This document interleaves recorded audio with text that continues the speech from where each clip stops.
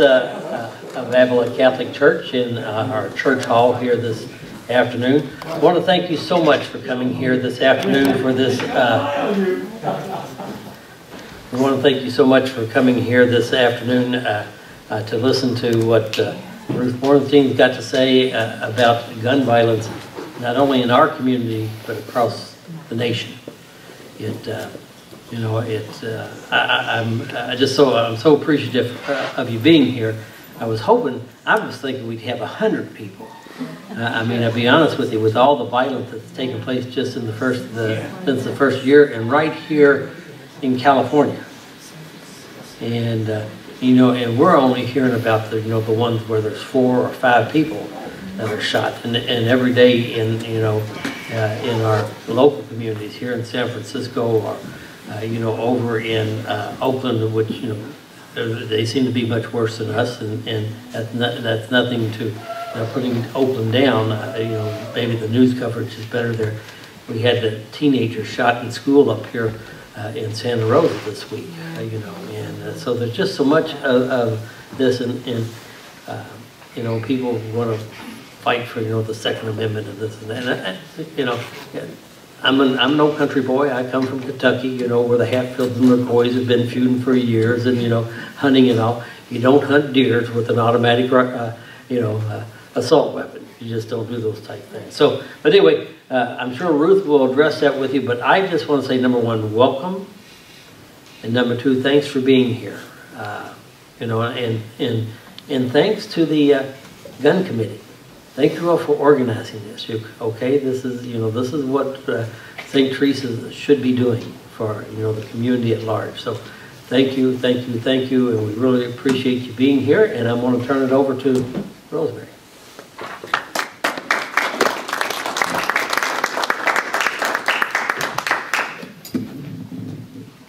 Thank you, Father. I'm Rosemary Osler. I'm the chair of the committee. And the Bible says, what good is faith without works? And we at St. Teresa's believe just that. The tragedy at Uvalde was the last straw for me. I knew I had to do something. I know we feel helpless. So I asked Father Greenwald if I could start a gun safety committee, and he was all for it. He's been very supportive. The 9 women and 1 man that you see with these name tags with little blue stickers on them are the committee that came together. Our committee's mission statement is, what can we do as a community about guns and gun violence? And we decided that the best thing we could do was to gather information and pass it on to our parishioners and the whole community at large. As we found out, there are many groups who are working on gun violence, and so we connected with the Brady Group, and that is why we're here today, and we thank you very much for attending. Our speaker today is from the Brady Group, is Ruth Borenstein. She became involved with Brady after the 2018 mass school shooting in Parkland, Florida. At that time, she led a successful grassroots campaign to end gun shows at the state-owned Cow Palace in Daly City, and I'm sure some of you remember that. She is also co-lead of the San Francisco Brady chapter and the legislative and policy chair for Brady, California. I asked Ruth to give me some information about the Brady Group, and here is what she told me. Brady United Against Gun Violence has one powerful mission: to unite all Americans against gun violence. They work across Congress, courts, and communities, uniting gun owners and non-gun owners to take action, not sides, and end America's gun violence epidemic. Brady, California works at the grassroots level to reduce firearm crime, injury, and death. There are Brady chapters throughout California, many of whose members have had loved ones taken from them by gunfire. In the spirit of their namesakes, Jim and Sarah Brady, they have fought for over 45 years to take action, not sides, and they will stop at nothing until this epidemic ends. They say it is in our hands. We're so pleased to have her speak today. Ruth?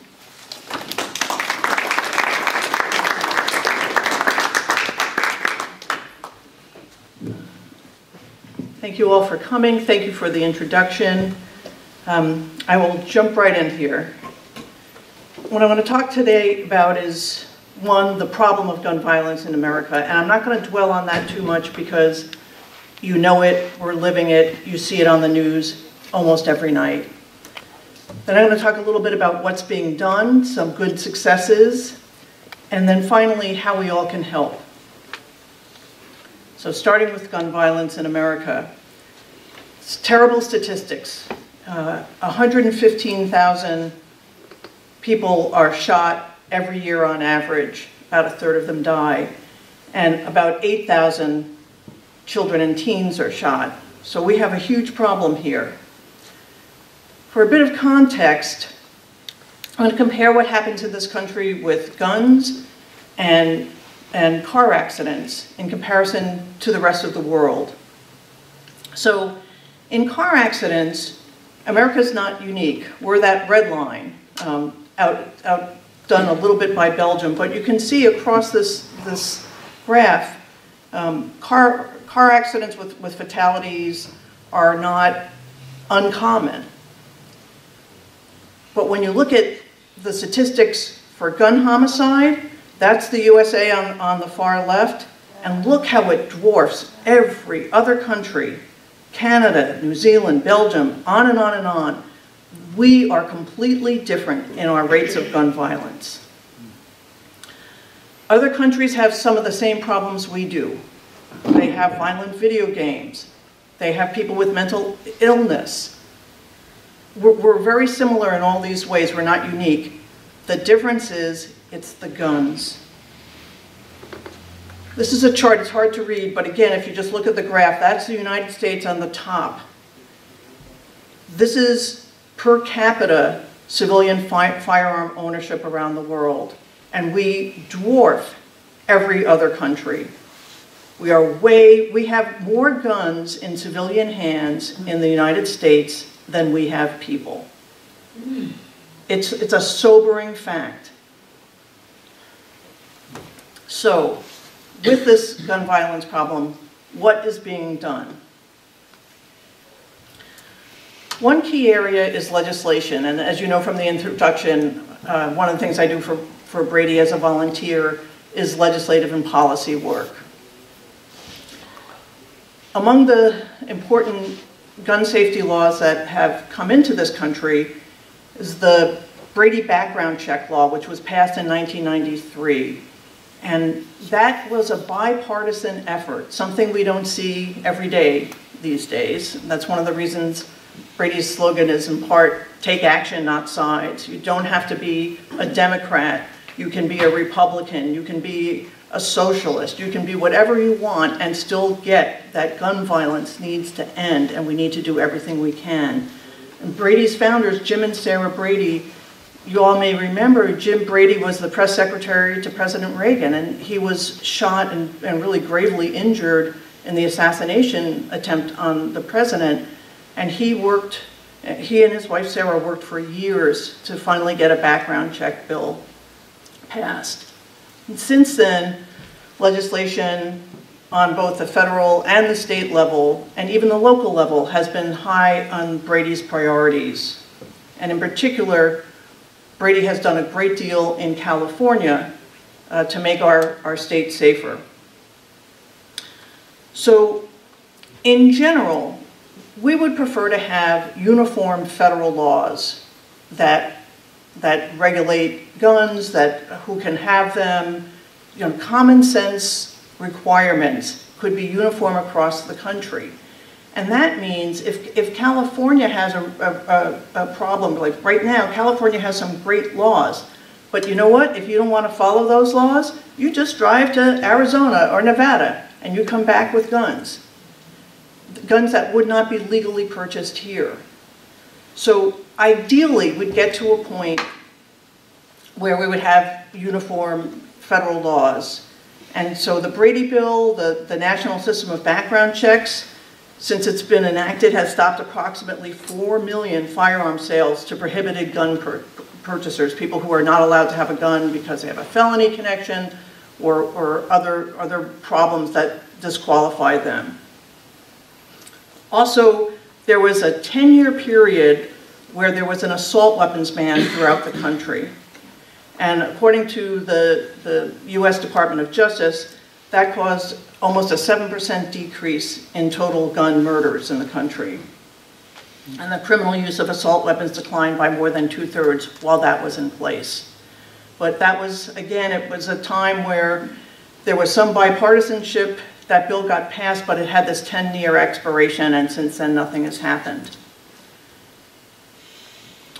State laws, I want to show you a graph that shows what this looks like. During the 1980s and the early 90s, California's firearm death rate was the highest in the United States. And then California enacted strong laws, and the death rate dropped 51% in California compared to 3% in the rest of the United States. And here's that chart.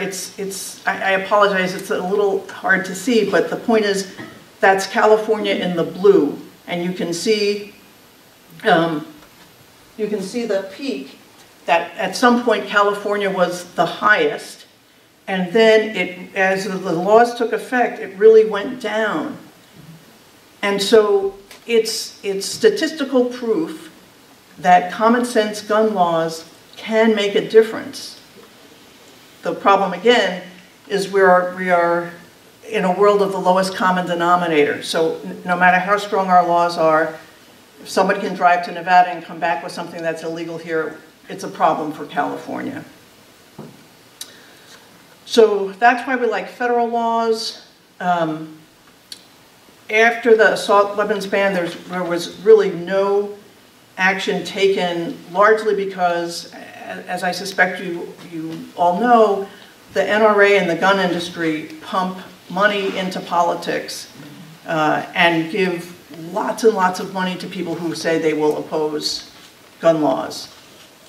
But last year, there was some degree of a breakthrough. The Bipartisan Safer Communities Act was signed last year. It has an enhanced background check review process for younger people, 18 to 21 years old. It closes what was called the boyfriend loophole for domestic violence convictions and restraining orders. So in the prior, if you were a victim of domestic violence and your husband was the one who committed the violence, you could get a restraining order. But if that was your boyfriend or if you had children together, you were out of luck. So that loophole's been closed.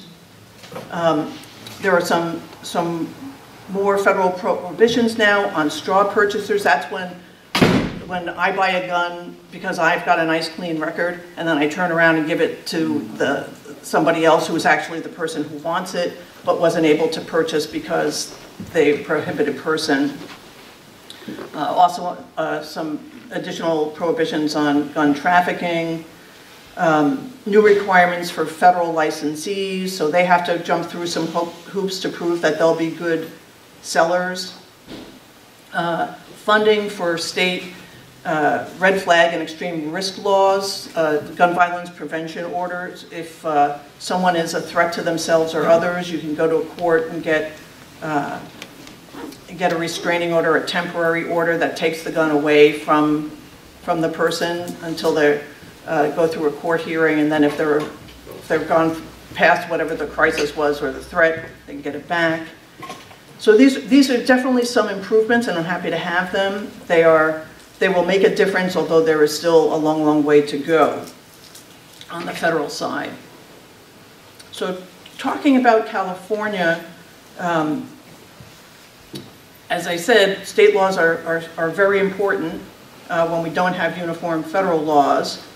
Our laws are strong, as we pointed out, but issues are evolving all the time. And Brady every year sponsors several bills in the California legislature to keep our laws strong and find any gaps that need to be filled.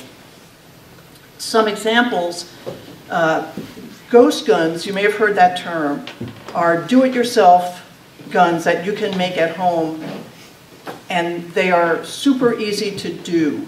I read an article where a police officer called it ridiculously easy to assemble. And the people who sell ghost guns typically will send a kit with all the parts you need to put the gun together.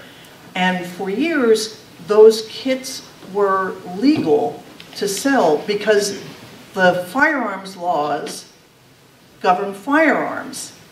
And when you have a bunch of parts, well, that's not a firearm. It's going to be one. And that was a big loophole.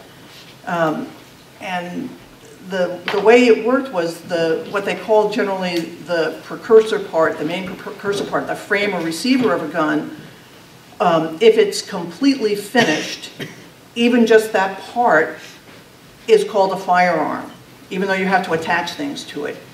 But if it's not completely finished, if you have to sand off a little bit or drill a couple of holes, then it was not regulated. And so you had these unfinished parts going around, generally sold in a kit, do it yourself. You could bring it home, have it shipped to you, put it all together. You wouldn't have to pass a background check. You wouldn't have to have a serial number put onto the finished gun. So this, because of California's strong gun laws, this started to become the crime gun of choice in California. And California saw a rise way before other states did. And these guns were purposely designed to evade these strong gun laws. So as the rates were going up, we took a look at this and we started at the local level. We started in San Francisco, and San Francisco introduced an ordinance that would ban the sale of ghost gun parts and kits. It got picked up very quickly. We were talking to folks in San Diego. They introduced one, San Jose, Berkeley. And as that effort began, we put in a bill in the state legislature that would ban the parts and kits as well as assembled guns. And I'm happy to say that it passed very quickly with a 2/3 vote. And because you could have in California an urgency clause that says this is something so important it should go into effect immediately. And because we got the 2/3 in both the state assembly and the state senate, it went into effect as soon as Governor Newsom signed it. That was June 30th of last year. So that was a big step forward for California addressing this relatively new gun problem. Some other things we've had legislation on is safe storage of firearms. The problem here is that if people don't store their firearms safely, they can be found, well, first of all, they can be stolen. They can be found by kids. There's surveys that show, surveys of gun owners that the gun owners say, no, I hide the gun, my kids don't know where it is, and then they ask the kids, do you know if there's a gun in the house? They're like, yeah, it's in the closet. So the way it should be, under California law, is that there should be a trigger lock, or it should be in a gun safe. The best practice is to store a gun unloaded in a locked case and the ammunition in another place. So the problem with when you don't have safe storage, every day across the country, 8 kids and teens are getting killed or injured by family fire when they find the gun and they use it. And I should say, by the way, I learned this horrifying fact. that if a little kid picks up a gun, the strongest digit that they have on their hand is the thumb. And so when they want to try and make that trigger go, it's facing them, because that's the only way they can pull the trigger. I know, it's a horrifying fact, and it's just so important that people store their guns safely. There's over 4.5 million children living in homes with unlocked and loaded guns. Safe storage plays a role in suicide. The more people die from gun suicide than gun homicide. And I've read a lot about what happens in suicidal people. If you take poison, the number of people, overdose in drugs or something like that, the number of people who regret it and are able to call 911 and have their stomachs pumped and they live, and then the majority of those people never try it again. But if there's a loaded gun and you are in despair and you pick up that gun and you shoot yourself, the odds are very, very high that you're going to die. So locking up guns, keeping them away from people who might become suicidal, even somebody who is and has to go through the various steps of unlocking the gun, getting the ammunition, and loading it, there's just more opportunity to save that person's life. So we had a bill last year on the safe storage issue that now requires school districts to inform parents and guardians of all students about firearms storage and child access prevention laws. It's one of the ways that get the message to parents who have kids that if they have guns, they should be locking them up. And we have been trying to do that on a school district by school district basis, getting San Francisco superintendent one year to send out a letter. But now it's a requirement for the whole state, and it's more likely that it's going to happen, and that hopefully by getting these messages, people will think twice and store their firearms safely.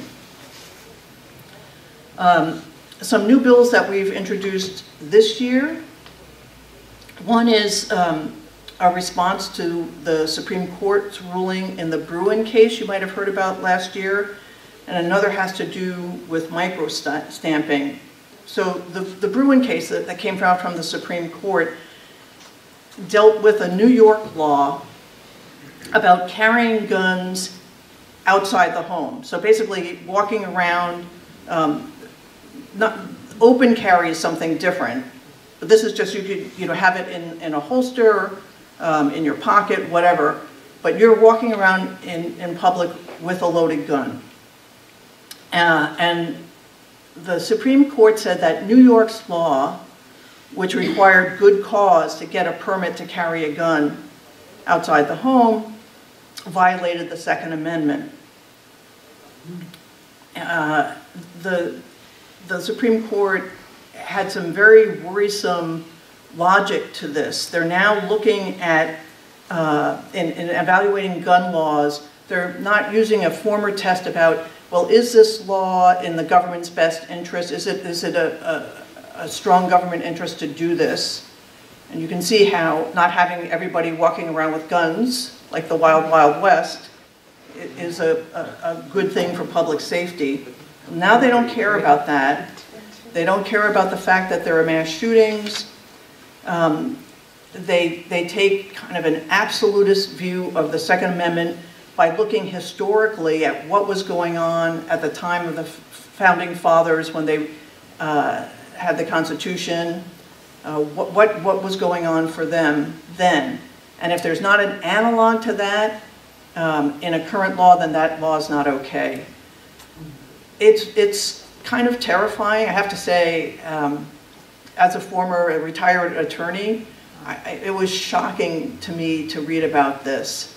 And it does make things more difficult, but there is a new bill that we've introduced and working also with the governor's office that attempts to comply with the Supreme Court's new standards, but still prohibiting guns in sensitive places. That was one of the things that the court left open. And the court used the example that, well, if carrying a gun into a sensitive place like a court would be okay. Yes. So we're trying to have schools, parks, churches. We all know that there's been shootings in churches. So we're trying to do everything we can within the now restricted boundaries that the Supreme Court set. And then our microstamping bill is kind of interesting. There's this technology that can stamp a unique code that's unique to the particular gun onto the bullet when it's fired. And that means if the police come to a crime scene and there's bullet casings, we all know, we've watched CSI or whatever, you can do tracing and look at the patterns on the bullet, but that takes quite a long time to do. This would be kind of like a license plate, right? You know, you see the license plate, you know the car that it came from. Somebody could just pick up a casing, even if the gun isn't there, and know the gun that was fired.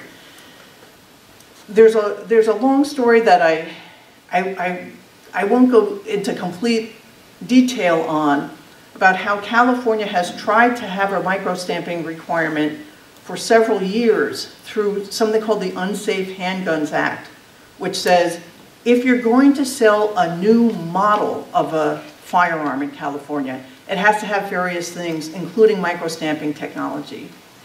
The problem is that's only if it's a new model. The gun industry, since the Unsafe Handguns Act has been in effect, has basically boycotted California. And they said, we'll keep selling our old models. We're not going to introduce a new one because we don't want to have to meet your safety standards, like a drop test, so that if you drop the gun, a loaded gun, if it fires, that's very dangerous. Under the Unsafe Handgun Act, if it was a new model being sold in California, it would have to have that. But the industry has effectively said, we don't care about selling new models of handguns. We'll just keep selling the ones that don't have these safety features, including microstamping.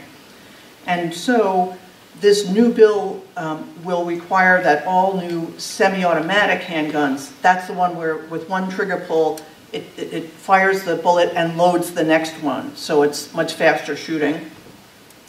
All new, not new model, but new guns sold in California will have to have microstamping technology if this bill passes and gets signed by the governor, which I'm confident he will sign this.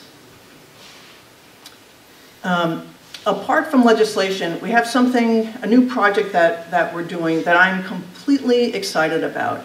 And I can say, I think it's really brilliant. I can say that because it wasn't my idea. I wish it was. Brady has been somewhat unique in the various gun violence prevention organizations in focusing on how crime guns get into the system, focusing on the source and not just the person who ends up committing the crime with a gun.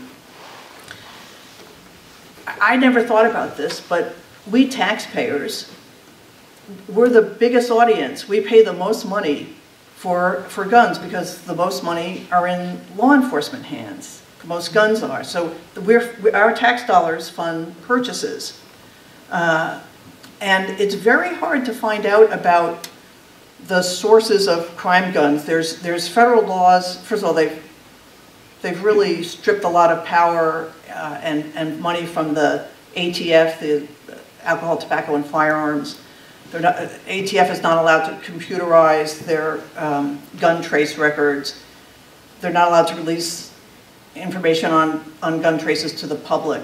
But because Brady has been so focused on this, they were able to get information, working with the American Friends Service Committee, that they had done a public records request for more weapons of war that were being used or sold to local law enforcement agencies. So Brady looked at for the information they got, where are law enforcement agencies buying their guns? And what they found out is that there are some gun dealers in California that specialize in selling to law enforcement, and they have violations from the ATF for not following the rules. So the public safety officers are spending money at gun sellers who are causing public safety problems by not following the rules. It's bizarre, and I honestly think that nobody was thinking about this. I don't think that the police department in, say, San Jose, that was one of the agencies, the police department there, that Brady was able to get information about. I don't think they said, let's go to this gun dealer because they don't follow the rules. I think procurement people look at, how do I best spend my money? What's the cheapest price? Who has what I want? So this is a problem that's been going on, but nobody shined a light on it. And now that we have, Brady issued a report. Our local chapter sent it to all our relevant local officials, the mayor, police chief, sheriff, every member of the Board of Supervisors.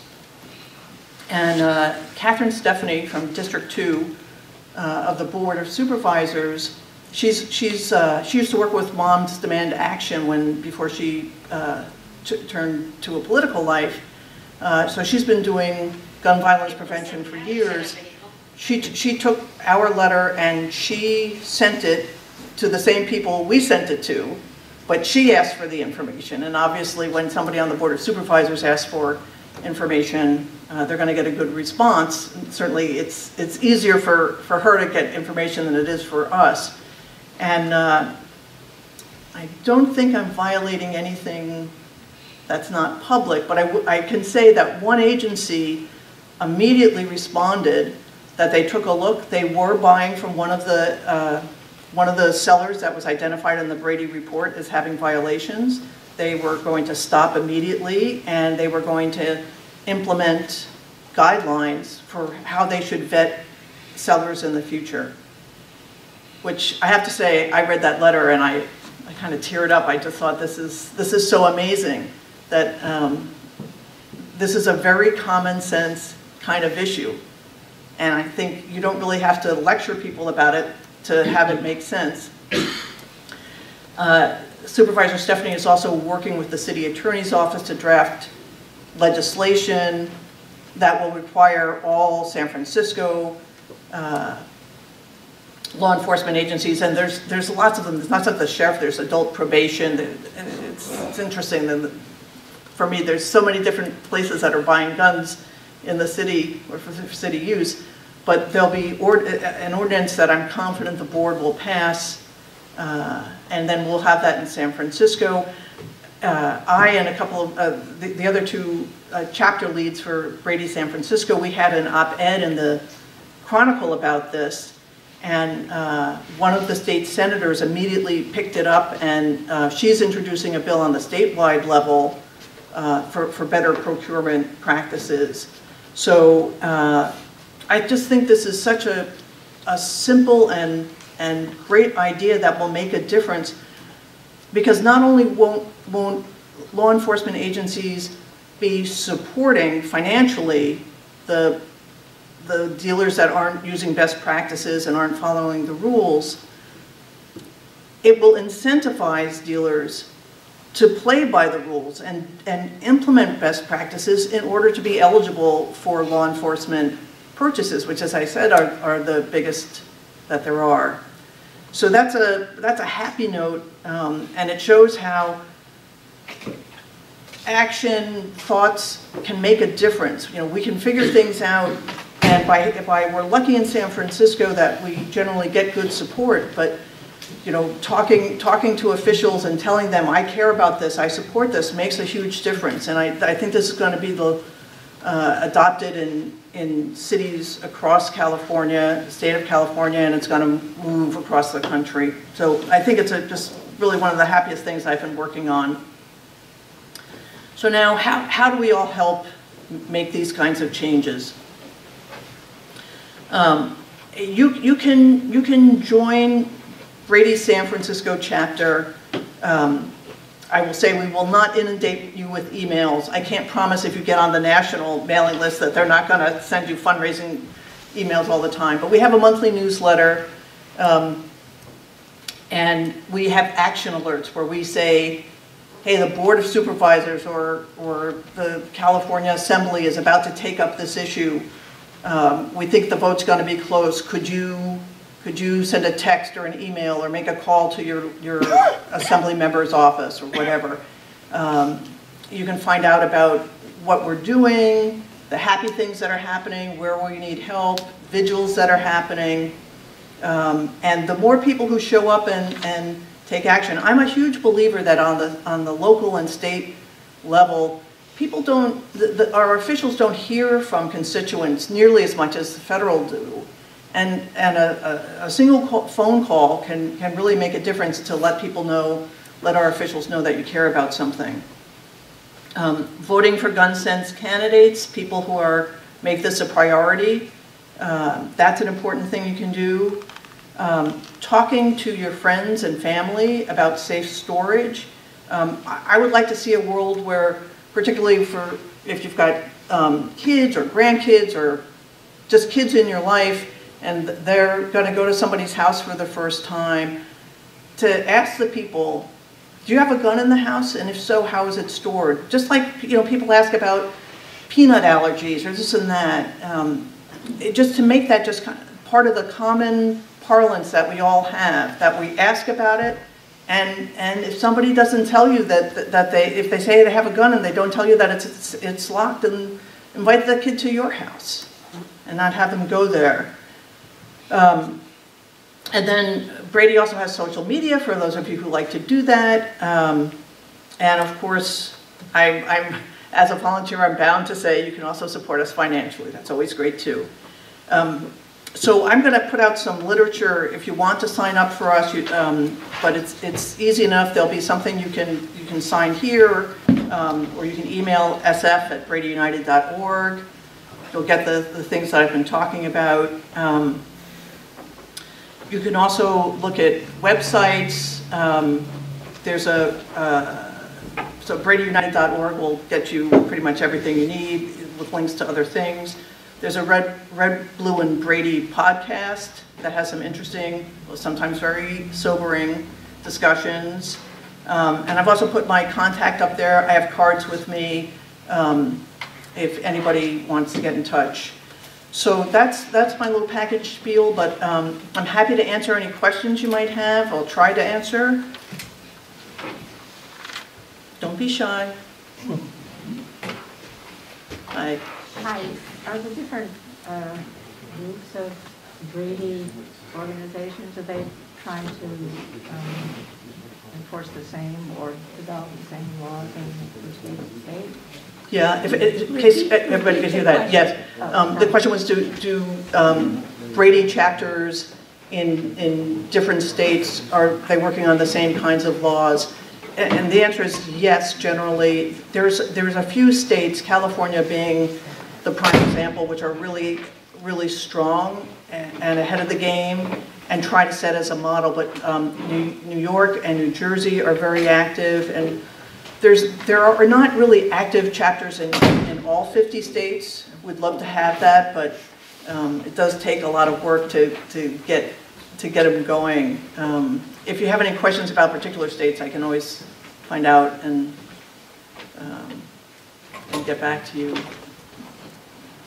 Well, in the same vein, I mean, there are many organizations working on the same issue, like Gabby Giffords, Sandy Hook Promise, and you mentioned Mom Demand Action. Do these groups collaborate, or is everybody working independently? Yeah, so the question is whether the various groups that are working in gun violence prevention are collaborating, or whether they're at odds, or just everybody's doing their own thing. I will say in California there's tremendous collaboration. The representatives from Brady and the Giffords Law Center and Everytown, which is the umbrella organization for Moms Demand Action, meet on a weekly basis, talk about legislative strategy. We often support each other's bills by sending letters of support. We'll sometimes co-sponsor multiple groups on the same bill. Everybody has slightly different things that they care about. But there is good coordination. I personally, I've been a member of Moms Demand Action for years, although really I don't do much with them, but I pay attention to what they're doing. I'll occasionally, go to an event of theirs.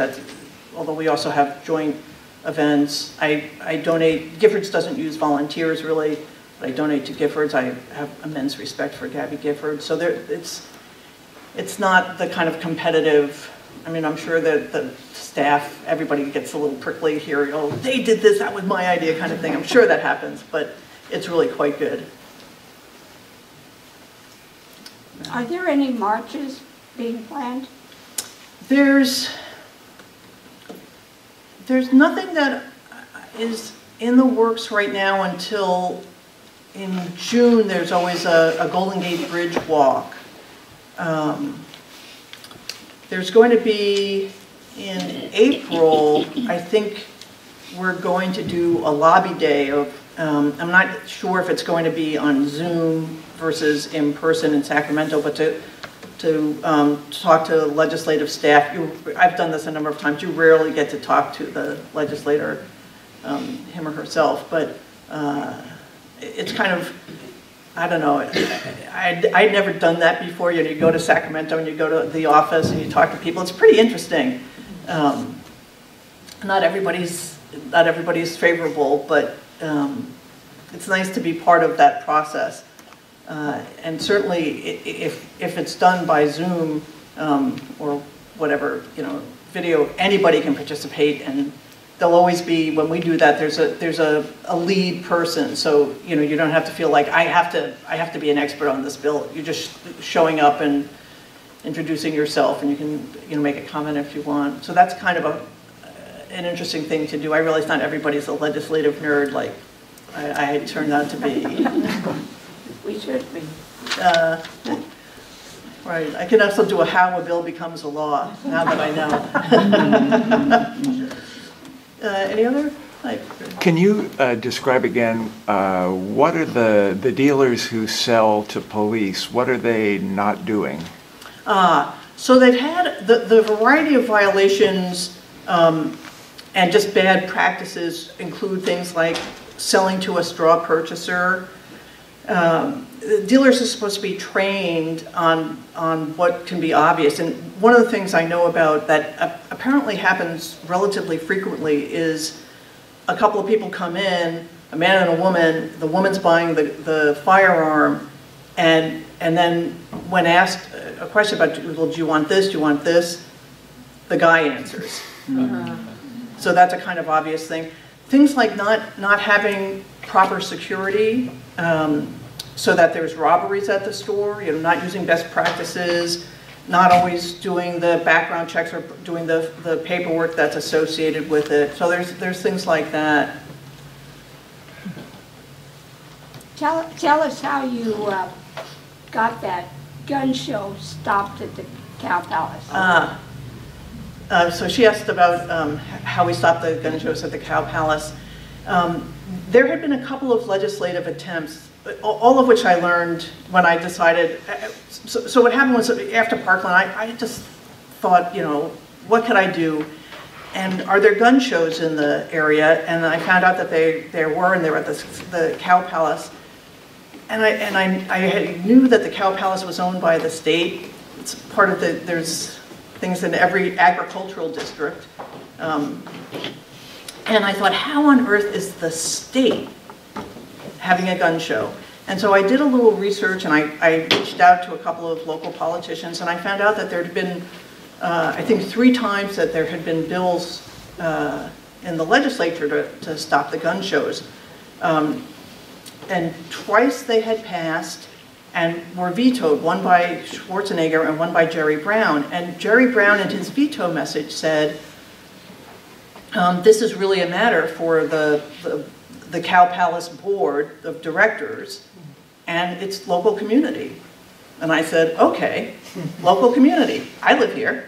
And I got an op-ed published in the Chronicle about why I thought it was a bad idea. And I went to right after that happened, I went to a board meeting of the Cow Palace, and I talked during the public comment part because, you know, a board is not allowed to consider anything that's not on the agenda. It's part of the sunshine laws. So I took my 3 minutes and I brought them copies of the op-ed, and I explained my point of view. And I had contacted folks I'd met over the years, I guess through Brady and Moms, and I asked them if they would support it. Moms is a little more top-down. They don't have so much autonomy, but the Brady people said they would come with me. And I just said to myself, if there's ever a meeting, you know, every month, I'm just going to show up and I'm going to try and bring people with me, and I'm going to give them some new information. Or we found out that the people who put on the gun shows at the Cow Palace and other places, one of them had a federal gun running violation, sending guns to South Africa to support apartheid. And so I thought, wow, this guy has a criminal record. And so, you know, brought that to their attention. I just always found something to say and just kept coming in, and I would be very nice and talk to the manager of the Cow Palace and, you know, try and say hello and talk to the board members, who of course couldn't really talk to me very much, but I started to get the feeling that there was support. And finally, it was a year to the day that from my first meeting, they had put it on the agenda and they voted unanimously to stop. Yay. Thank you. Talk a little bit about how one person, you, can make a difference. Yeah, well, it really does show one person can make a difference. You do not have to be incredibly nerdy like I am. You can, you can just, if you have an idea and you know, enlist help from other people, you can make things happen. I mean, it made a huge difference for me, and also it really is what connected me to Brady, and I mean, it has changed my life, because now, although I'm retired and I don't get paid, I have basically a job.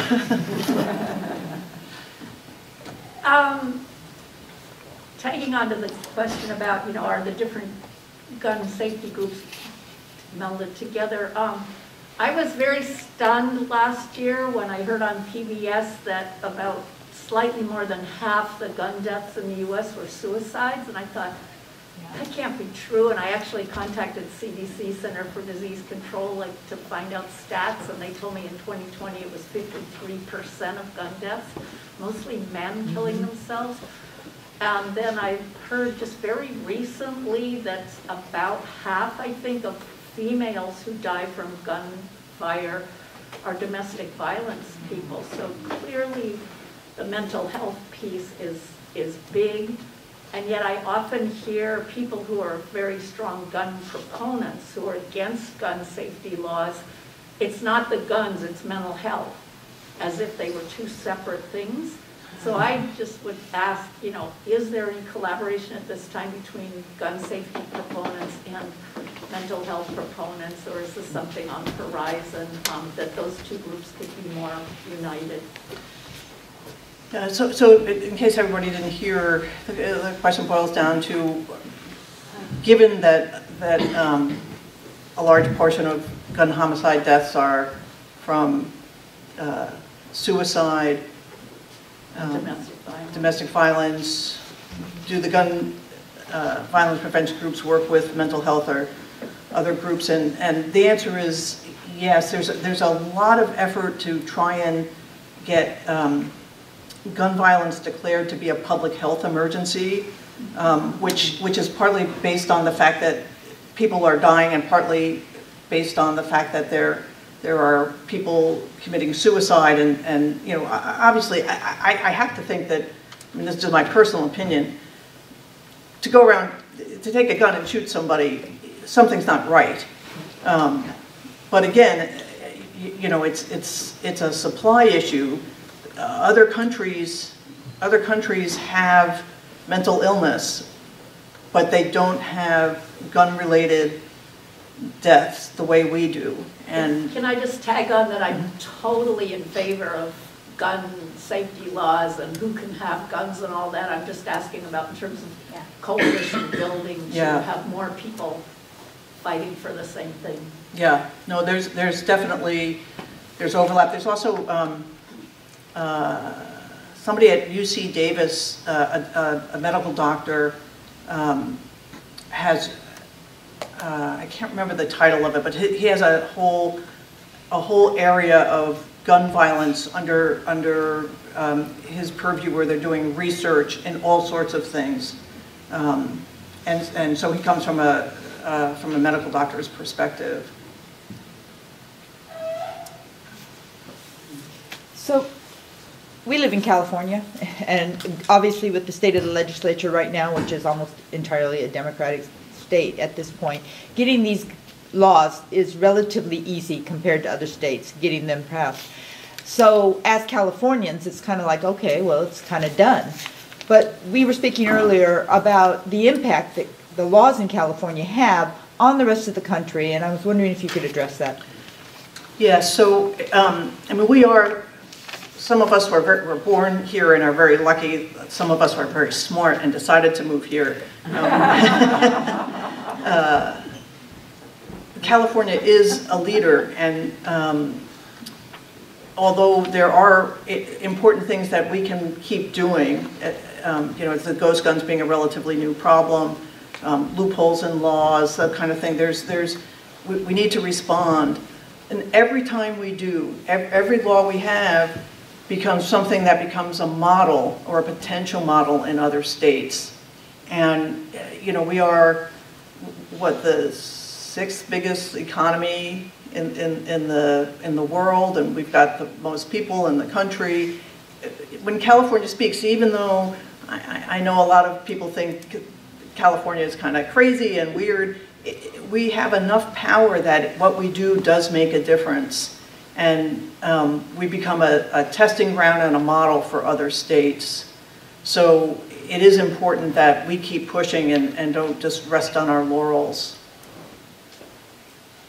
What can be done about police gun violence? Yes, because police violence is gun violence. I mean, we definitely include that.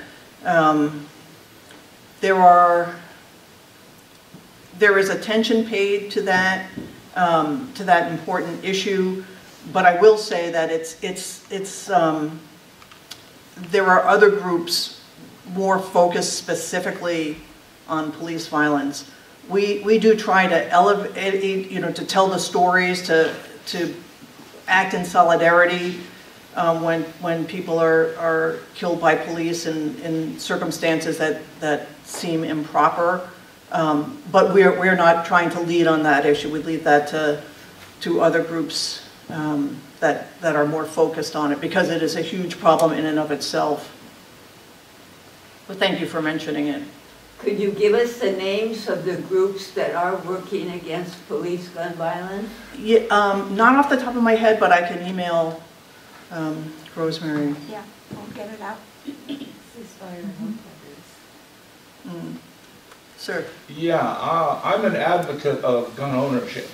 I believe that actually people should probably own a gun or buy one if they can. But I want to take issue with something you said about going to Nevada or Arizona. Actually, if you're a California resident, you can't go to any 49 states and legally buy a gun. The gun shops will laugh you out of the store because there are laws preventing them from doing that. There are California laws that are honored by other states. It's just the way it is. I also take a little bit of issue with the stats you pushed out. That's, 1/3 of what your organization does, I support 100%. Guns need to be stored correctly, and gun safes and gun lockers every gun owner should be required to have them.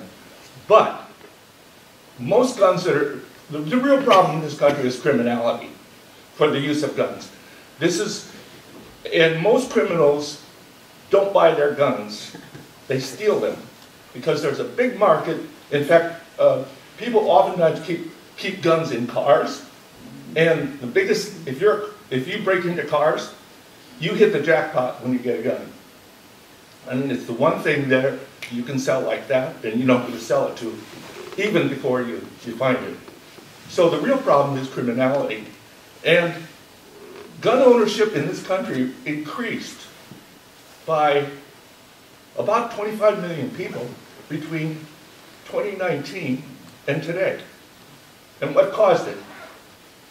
I mean, if you just look at what happened in that 3-year period, you see two big events. Of course, COVID, which people went out and bought guns as soon as COVID hit because they were afraid of what might happen if things really disintegrated. And of course, 2020, we had riots in many cities. And again, there was a spike in gun purchasing and gun ownership. So unless we solve those kind of problems, Americans kind of have voted with their pocketbook and the safety concern. They don't believe law enforcement will protect them if things go bad. So people buy guns because they think that if there's a real calamity, the only thing that will protect them is themselves, not law enforcement. And if you try to rein in law enforcement because you don't trust them, you're signing your own death warrant. Because the only thing between you and criminals is that cop. And if he doesn't trust that you're going to back him up, he's not going to be there. And we've seen this in San Francisco. Well, we've seen it in many of the major cities. So that's my spiel. I will just say on being able to get a gun elsewhere in another state, people typically do it at gun shows. And gun shows are not so, in other states are not so regulated as they are here. I agree with you on that. Yeah, but it's still illegal. It's illegal to buy a long gun, a shotgun or a rifle for the last 4 years outside of state. I'm a gun owner as well. I hunt. And you can't go out of state. I mean, we have such incredible regulation in California. I went to buy a deer rifle 2 weeks ago down at Peninsula Guns. I had to bring a passport. I had to bring, we have a we have a hunting safety card. I showed them that, and they said, no, you need a hunting license. And it still takes there's a 10-day waiting period. Right. The real problem with guns in this country is what you identify. There are more guns than there are people. And the second thing is, we have laws that a felon is not supposed to have possession of a firearm. I really wish that felons would obey that. I mean, the gun would drop out of their hands, but that's not going to happen. Right. And you're not going to stop that. I mean, and the other problem you have is the school shootings. Nicholas Cruz lawfully bought that gun they brought into Parkland. He lawfully had purchased the gun from a firearms dealer. And then you have the problem, which I just stated, is that the way people are going to get guns is not stealing them, but they go down and they buy them in the Mission. They'll get a gun for $500, not fill out a firearms slip, obviously, and they'll have the gun. So that's what the maddening problem is in this country, which is there's more firearms than people. And we have regulations. If you're a felon, you're not supposed to have a gun. If you're a child, you're not supposed to have a gun. But a 5-year-old brought a gun in Virginia and shot his first grade teacher because he was pissed off at her. And 6 years old, you're right. 6 years old, and he got the top of mommy's closet. Grabbed it from the top. He knew how to use it. Yeah, he knew how to use it. And I mean, I really wish that we lived in a different world, but the bottom line is the Second Amendment exists in this country, which is, it's not in Japan. In Japan, gun ownership is basically prohibited. In Britain, owning a pistol is prohibited. And that's the world that we live in. I'm not saying we shouldn't try and do things. I'm not saying even an assault weapon ban wouldn't make sense, but it's politically unfeasible right now in the current Congress. I talked to a senator from Nevada after the Parkland shooting, and I said, why the heck can't we look at something like that? It was one of those magazines, and it was, he's out of office now, it was Pressler, and he said, I use them at my ranch in Nevada to shoot coyotes. He says, I only own one, and I think that people should have a right to them. And right now, probably a majority of the Senate, a majority of the House certainly feels that way. So I don't know where we are. I mean, I respect what you're doing, but it's awfully difficult to buy a gun in California right now. Good. Awfully. Let me just, I'll get you a second. There's a couple of things. One is, I completely agree that we need enforcement of the laws, including when somebody's committed a felony, to have, when that happens, to get the gun away from them. And then California has something, the armed prohibited person. Enhancements? No, armed prohibited persons system, APPS, which is run out of the DOJ. And they see if somebody is prohibited, so shouldn't be allowed to buy a firearm, and yet they find out that somehow this person has gotten a firearm, that gets flagged, and DOJ is supposed to work with local police to take that gun away, and it's not working the way it should. There are local police that they get notice of it and they don't even understand or pay attention to it. So there's problems on the enforcement side that need to get fixed. It's, passing a law is one thing, getting it enforced is another. But I agree with you, that's Even an firearms issue. enhancements, we have a 5-year enhancement. I'm a lawyer, as you are. There's a 5-year enhancement that a prosecutor can seek. And there's a belief that the prison system's overcrowded. So Pamela Price in Alameda County has directed her people not to seek firearm enhancements. When Boudin was here, he never sought one.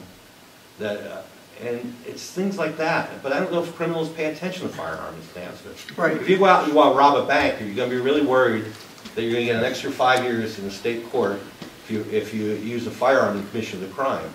It's difficult to deter people like that. Right. I also want to say that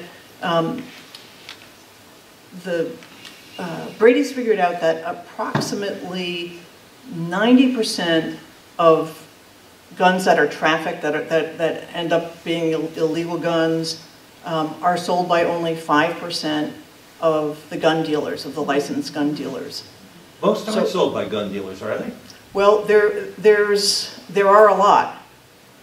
The statistics I read is that most criminals do not obtain a gun from a licensed firearms dealer. They obtain it from a second or third hand purchaser. Maybe gun shows are a typical source, as well as just go down to the Mission and buying a stolen firearm. Yeah, but going back to Brady's attempt to deal with the sources of guns, if you could reform or get rid of the small number of gun dealers, proportionally small, that have been that a lot of crime guns get traced to, that kind of thing can make a difference in terms of having laws and getting them enforced. So going after the bad apple dealers is a priority. But yeah, does a gun get then sold, stolen, and etc.? Yeah, that does happen. I mean, it is a problem of being in the country with this many guns. Okay, your neighbor had a question. My husband and I have family in Parkland. So when this shooting happened, it affected our family. Yeah, my wife. I'm his wife. I'm also an expert in criminal justice. And I do think that we've made a good start in crime control laws, but we do have to talk about individuals who are willing to break the law. We do have to get our hands around individuals in our communities who are willing to break the law, not abide by the law, and do things like secure ghost guns, which are not traceable. It's a new phenomenon. Ghost guns are a relatively new phenomenon in the last 10 years, and it came primarily as a result of our gun control laws, because we have taken a strong stance on not making them available. But ghost guns are around because some individuals are okay with breaking the law. They're okay with illegally securing guns. And we, as a community, we have to get our hands around what we're going to do when someone says, the laws don't apply to me, and I'm going to do what I want. And I'm going to go get this gun, and then I'm going to go do with it what I want. And I don't care what happens to me, and I don't care what happens to this person. I mean, as a community, I think for myself, I'm a person of faith. So for me, I feel like it's a moral imperative in our communities to sort out, and people are suffering. So people are resorting to things that in our lifetimes I don't think we'd ever see. But I think there's a way through. I think gun control is a place to start, but I think we do have to get honest about the fact that some individuals in our community are willing to commit crime. And then another thing that's been touched on, which is... Can we not have just like everyone, this group dominate the conversation? Other people want to... Of course, you go ahead, you speak. Sorry. I'll get you. I want to say that one of the things that's been happening in California is funding for violence interruption and funding community groups that work with people who have been involved in gun violence or, you know, in gang areas and the like. And I know Maddie Scott, who's a wonderful, wonderful person and one of our co-leads who lost her son many years ago to gun violence. She's also involved in a group called Mothers in Charge, and they do intervention if there's a shooting. They go to the hospital, they deal with the family to try and stop the retaliation. You know, you shot my guy, I shoot your guy, all of that. So there's a lot of attention being paid to that. There are a lot of different groups in communities really working within the community with people from the community to do intervention and interruption, which I think is a very positive thing, and it's actually been pretty well funded. So that is along the lines of one of the issues that you're raising. Yeah, I just wanted to point out that by arguing that or stating that there are bad people who are going to commit crimes, that's a very disempowering thing for those of us who want to try to change the situation, because it's basically saying there's nothing you can do about it. And I'm not sure if that's the motive, I don't think it is, but I think that's the result.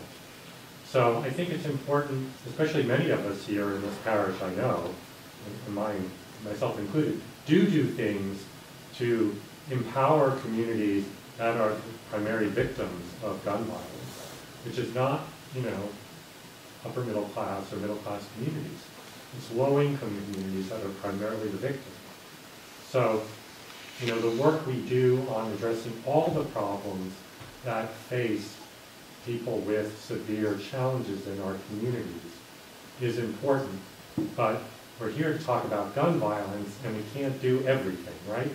So I think, you know, you can't look at it as just a black and white issue. It's either it's a criminal or it's what we can do in the community.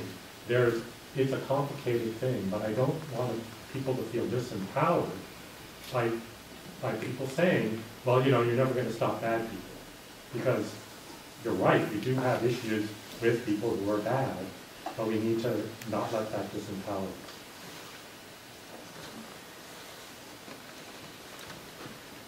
What about licensing of guns, like we license cars?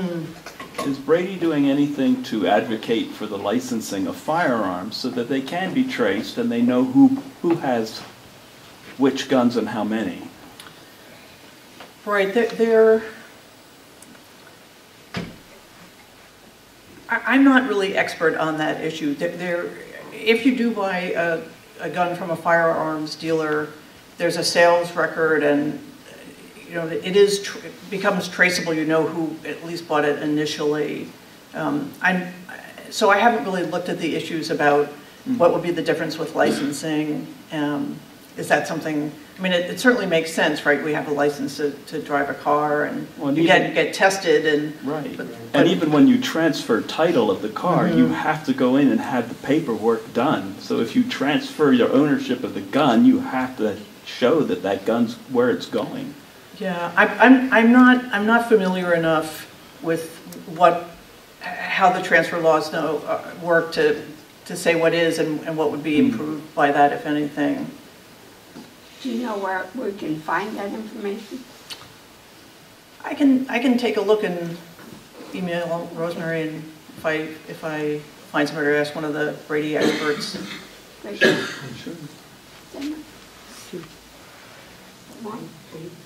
Yes. legally blind, so. Oh, sorry. Here, I can't.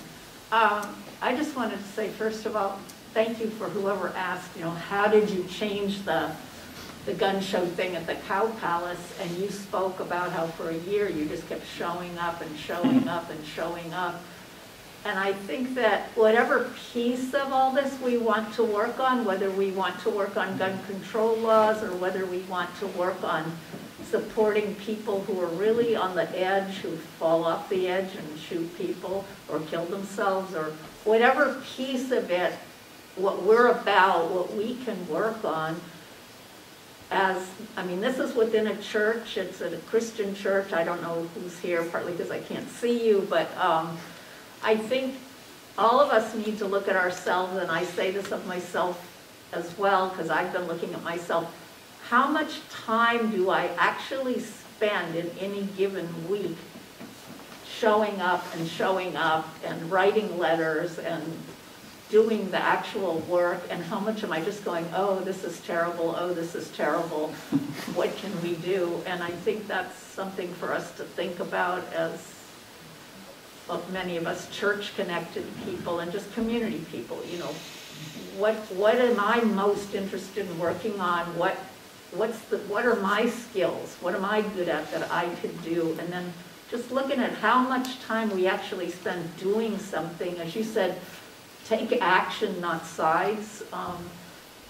What's the action? What's the action? And I say this just very much looking at myself coming out of the pandemic shutdown of, okay, what are you going to do, Susan, to make a difference instead of just being unhappy that things are the way they are? Thank you. I think that's a really good comment. And I will say for myself personally, there are days I just feel so dark about the state of the world, and I feel like my little contribution, my doing this work, at least makes me feel better. I know, nobody can fix every problem, but we can make a contribution. That's why we're here. That's why. Hi, I'm Sandra Seibel. I'm not cutting this off. I just think that we spent quite a bit of time here, and it was more than what we had asked for and what you granted us. Appreciate that. But I think what we have here is some interesting and very appropriate concerns, both, voiced on from a lot of different. I heard some things today that really made me want to think a little bit about other perspectives on this issue, and would enjoy an opportunity for the cordial kind of exchange that we've already seen today. So partly, I just want to make sure somebody eats these cookies we all ate. Secondly, I also want... We're not taking them home, dear. I want to thank Ruth, and I really appreciate your coming, and I wanted just to thank you. And if we could, I kind of also wanted to make sure that we got rid of the cookies, but what we are planning on doing next here, and what we're planning on doing next here at St. Teresa's is we are creating an email list. If anybody here wants to get on it, we have a notification system in our church that allows us to make a subgroup so that only communications about this issue would go to those people who want to hear them. If you want to be a part of that, we ask you to please sign up in the back here with Rhonda, printing so that we can see it. The other thing, too, that I wanted to make sure that we all went away from here with is for everyone, please take a few more minutes and to stay here and to converse. If there's somebody here that you were a little, I say go up to everybody here and introduce yourself, and let's start talking about this. I'm sure that if people can talk about this issue, can talk about their concerns, we can come to some kind of understanding and a mutual sense of what is fair for everyone. It may take us a while as a nation. It may take, it took us a long time to even create this nation, but we were able to do it, We were able to move forward. Here we are, 200+ years later, and I'm sure that this nation can continue if we practice the kinds of values that brought us all together in the first place. So, that being said, I make sure I got my little notes here. Make sure you stay for refreshment. The handouts. Oh, yes. Please don't forget the handouts. Please sign up for an email. Please stay for coffee. Please talk to one another. Explain the one with the addresses of all the political people. Oh, yes. We do. One of the handouts is the contact information for all of the legislative and congressional representatives that represent this particular area. So that way. But please take a look at it. Please, please talk to each other.